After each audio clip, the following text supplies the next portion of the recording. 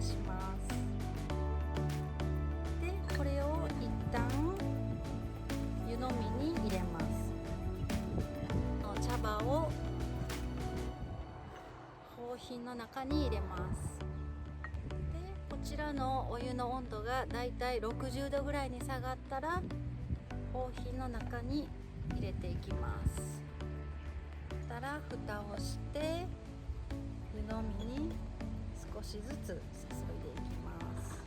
で最後の1滴まで絞り切ります。はい、次は2煎目を入れたいと思います。2煎目はちょっと先ほどより温度を上げて80度ぐらいの温度で入れます。でこの時も最後の1滴まで絞り切ります。今回は茶殻も召し上がっていただきたいので、このように小さな器に取ります。そこに、こちらがお醤油ですね。お醤油を少し垂らします。入り玄米になります。これで茶殻のおひたしの出来上がりです。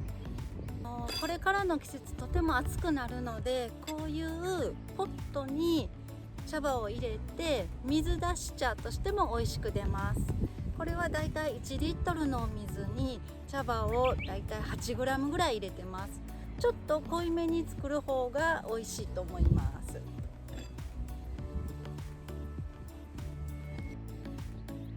はい、今日はかぶせ煎茶の美味しい入れ方を紹介させていただきました。今はコロナウイルスの影響でとても大変な時期になってしまいましたが、お茶をいっぱい飲んでいっぱい食べて乗り越えていけたらいいなと思います。少し落ち着いたらまた茶畑にも遊びに来てください。お待ちしてます。